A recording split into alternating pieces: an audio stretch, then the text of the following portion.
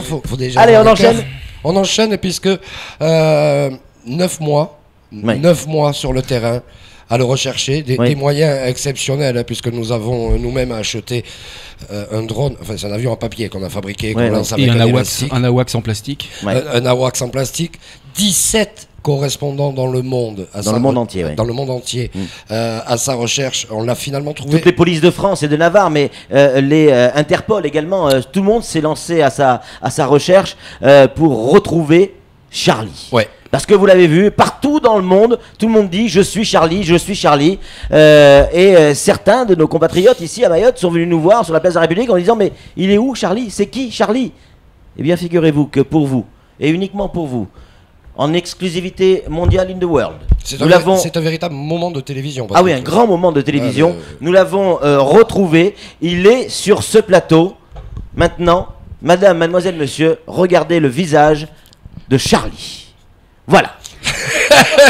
C'est bien Charlie. Alors ici, il est plus connu sous le nom de Charlie Poulet, évidemment. À cause des Mabawa. À cause des Mabawa, forcément. Mais il est avec nous. J'ai une première question. Est-ce que vous êtes bien Charlie?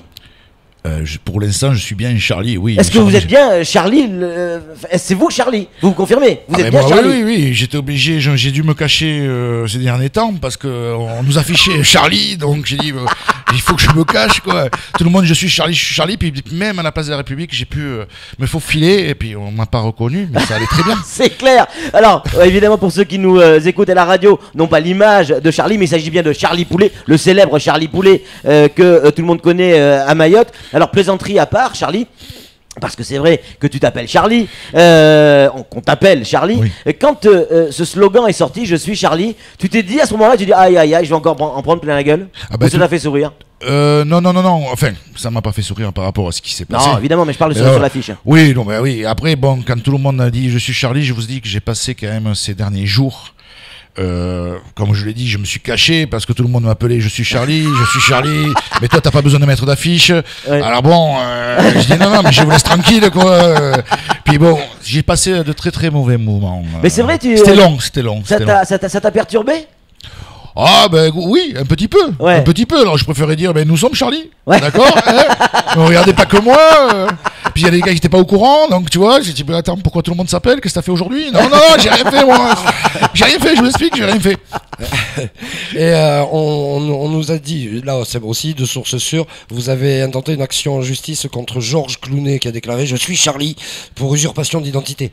Ah mais tout à fait. Non, mais j'ai dit Georges, non tu peux pas là. D'abord je vais quand même passer au téléphone, puis bon j'ai dit que tu continues. Bon écoute d'accord, je vais en justice quoi. Non, Ouais. c'est obligé. Ouais. Non, ben un gars, non, j'ai ma tête, d'accord. Je suis plus joli que Georges Clounet. Donc déjà, il n'y a rien à dire. De toute façon, il a mis des baquiches à tous les gars, les producteurs pour pouvoir passer à la télé. Moi je reste tranquille au fin fond de Mayotte à essayer de faire quelques poulets. Donc voilà. Là, je lui dis Georges, tu arrêtes tes conneries. Et vous lancez une opération je suis Georges. Mais il a envie, s'il a envie, tranquille, pour se faire de la pub, quoi. Parce qu'il a besoin d'argent un peu, il doit payer ses impôts. Donc voilà, non, moi ça va. Je suis Charlie, c'est Charlie Poulet qui est avec nous évidemment. Pour revenir sur cette histoire, on connaît votre humour, on sait votre franc-parler également, Charlie. Au-delà de l'humour, au-delà de la plaisanterie qu'on vient de faire, etc., je sais aussi que ça vous a touché terriblement ce qui s'est passé en métropole. Non, oui, tout à fait. Ouais. Tout à fait, ça m'a touché, bien sûr. Dès que j'ai appris les nouvelles, comme tout un chacun, Ouais. ça m'a quand même... ça m'a blessé, puisque bon, je suis d'une génération, on a connu ce qu'a-bu, mais pas au Club de Dorothée, mais avec surtout le Grand Duduche, etc. Bien sûr. On a connu quand même ces satires un peu de Charlie Hebdo, mais c'est bien avant cela. Et après, bien sûr, ça m'a touché, puisque c'est toute cette jeunesse que moi j'ai connue en tant que gamin, où on a piqué les bouquins de Oulinski des parents pour savoir ce que c'était de une bip, et puis ça aussi. Ouais. Et donc vraiment, j'ai vraiment été touché. Et puis bon, c'est un attentat. Alors ce n'est pas que Charlie Hebdo, c'est un attentat où il y a eu 17 morts, où il y avait des fanatiques et une peur. Une peur pour savoir ce qui va se passer à l'avenir sur notre territoire français, outre-mer et mondial. Alors vous qui connaissez bien Mayotte, vous vivez ici depuis de nombreuses années, est-ce que vous avez le sentiment que c'est quelque chose qui peut se passer à Mayotte, ou Mayotte est épargnée par rapport à ça? On va pas dire Fontaine, je ne boirai pas ton nom, ou ce qui peut se passer, je suis pas devin, mais bon, on a été épargné pendant toutes ces années avec l'évolution dans Mayotte. Maintenant, les médias sont partout, le Facebook est partout, l'internet est partout. Donc, une montée de radicalisme peut être partout. On peut toujours avoir des déséquilibrés partout. On a eu quand même pendant toutes ces années, pendant ces 20 ans que je suis à Mayotte et d'autres plus personne, on a vu une évolution, ça c'est sûr. Mais est-ce que ça peut arriver à Mayotte? Je ne suis pas devin, mais je pense pas quand même. Ouais, en tout cas, personne le souhaite. Allez, on revient un petit peu dans l'humour. C'est ça aussi, Quasi, vous avez votre fan club. Je sais pas, vous avez dit à votre famille que vous passiez à la télévision ce matin? Ah oui, je dis oui, ils m'ont recherché avec le JSGN, je suis obligé d'y aller. Eh bien, parce qu'il y a pas mal de messages. Charlie Poulet, c'est notre Georges Clooney à nous de Mayotte. Un autre message, vive Charlie Georges. Charlie, reste avec nous. Incroyable, des SMS mais véridiques, hein, et essentiellement de la jante féminine. C'est bizarre. Et puis d'autres messages plus sérieux. Flo, les Mahorais savent se retenir face à la ligne éditoriale imbécile, stupide de Charlie Hebdo, pas la tienne Charlie, hein, celle de Charlie Hebdo, qui est intégriste de la liberté d'expression, qui ne comprend pas que l'on puisse être choqué lorsque sa religion est offensée. Voilà l'intellectualisme à la française. Il y a des gens qui réagissent fort, mais qui respectent la liberté d'expression. Mais la liberté d'expression, ça, on est d'accord, c'est le droit d'être choqué aussi. Mais bien sûr, mais j'aime beaucoup l'expression, l'intégrisme de la liberté d'expression, parce qu'en effet, une liberté, on peut l'exercer à outrance. C'est peut-être ce qu'a fait Charlie Hebdo. Moi, je suis un chantre de la liberté d'expression, bien évidemment, mais il y a des fois où j'ai été choqué. Moi aussi, il y a des unes qui m'ont gêné, et je me suis dit, ils vont loin quand même, ils vont parfois trop loin. Mais voilà, on aime ou on n'aime pas. Il y a Porsaïd qui est arrivé, qui est sur la terrasse. Il va nous rejoindre également tout à l'heure avec Charlie. Et ouais, mais moi il y a une chose qui me gêne aussi, puisque avec la rapidité des médias, comme l'évoquait Charlie Poulet, le nôtre de Charlie, on a fabriqué le mot djihad dans les médias. C'est pas du tout des vrais djihadistes, hein, le mot est détourné. Et moi j'ai un problème sur cette opération, enfin sur ce qui se passe avec le mot terroriste. Pour moi, le TA, c'est des terroristes. Les brigades rouges en Italie, c'était des terroristes. Là, c'est des espèces de fous de Dieu dégénérés, des islamistes intégristes. C'est pas des terroristes. Il y a rien d'autre que de vouloir tuer tout ce qui n'est pas d'accord. Excusez-moi, je suis pas on va pas faire de sémantologie, mais le terrorisme, c'est terreur. Impliquer la terreur, c'est un petit peu quand même ce qu'ils ont fait. Ils ont perpétré des actes de terreur et terrorisme. Ils sont complètement tarés. Ils recrutent pas, à part pour les 2 avions des tours jumelles où il y avait des ingénieurs, ils recrutent pas. Ce qu'on appelle des taréristes. Voilà, des taréristes. Ouais. Ils recrutent pas à l'ENA, hein, les membres d'Al-Qaïda. Ouais. Charlie, une réaction là-dessus? Non, mais je suis quand même Flo sur son discours. On recrute dans le bas fond, parce que c'est par rapport à l'éducation, c'est etc. Donc on recrute des gens qui sont faibles d'esprit, et puis après qui vont pouvoir tuer et perpétrer. Je me vois mal. Je n'ai jamais fait la guerre, et je préfère que la France ne la fasse pas.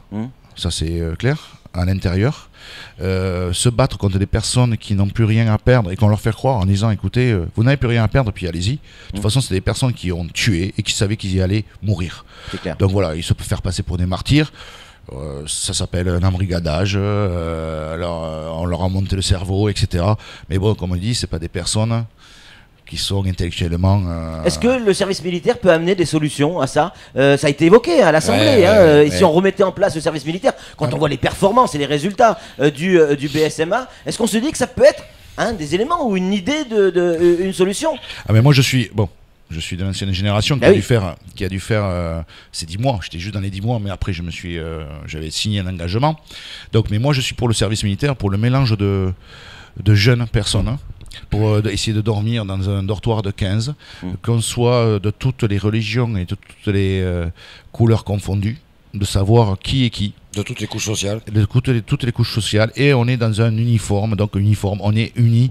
Et on n'a pas besoin de montrer un basket à 500 € et un autre qui en a à 50 €. Vous avez tous les mêmes rangers.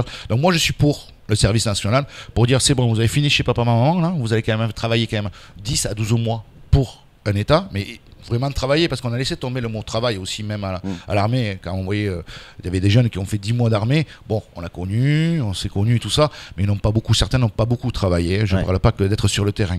Donc, surtout du service civique. C'est-à-dire, bon, d'accord, oui, tu es uni, mais bon, tu vas aller travailler sur des ponts, tu es architecte, tu vas aller travailler, mais avec ton uniforme militaire, et travailler pour l'État français, et de se donner soi-même, et surtout connaître. Parce qu'il y a des gens qui restent eux-mêmes, je suis papa, maman, et qui vont après prendre un appartement et prendre un travail, qui ne savent pas ce qui se passe en dehors du monde, et via maintenant les médias, etc., qui restent devant un ordinateur et qui ne connaissent personne. Ouais. Sam ? Moi, je suis assez partagé sur la question. J'ai pas la science infuse, mais c'est vrai que ça peut servir à quelque chose. En attendant, moi, je prends l'exemple du côté de ma famille en Israël. C'est le service militaire, il est obligatoire et ça dure 2 ans. Et ça ne fait pas que des têtes de pont, hein, ça fait aussi des sacrées têtes de cons. Je vous assure. Oui, mais non, mais là, il y a bon. Mais comme je dis, tout État peuvent. Il y a des pour et des contre, mais bon, on parle d'un État Israël. Là, moi, je vous parle de l'État français. Où c'est que j'ai fait ?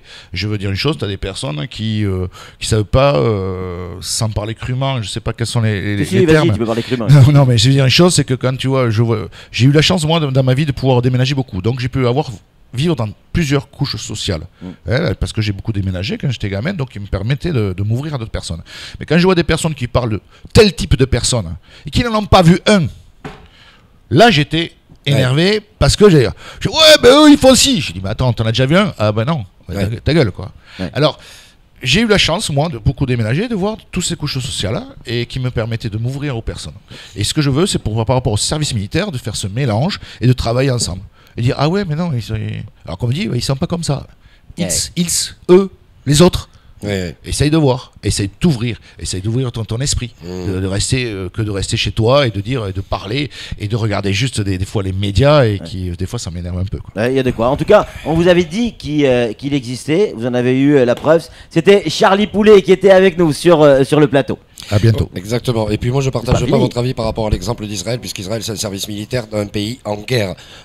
Donc c'est complètement différent d'un service militaire en France. Et des cons, il n'y en a pas que dans l'armée en Israël. Ils sont en guerre parce qu'ils le veulent bien. Oui, c'est ça. Des cons, il n'y en a pas que dans l'armée en Israël. C'est ce que je voulais dire. Bien sûr, il y en a certains qui. Et là où je suis d'accord avec Charlie, moi par contre, c'est que le service militaire, ça met juste dans la case le respect du pays. Et ça, c'est un truc qu'on n'apprend pas à l'école, qu'on n'apprend pas en partant de chez papa, maman. Juste, on appartient à un pays, à une patrie, et on lui doit beaucoup. Et ben voilà, c'était la minute nécessaire du docteur Cyclopède. Je deviens chiant comme vous, moi. Ouais. Oh, la pub. Oh, il y a la pub, je vais.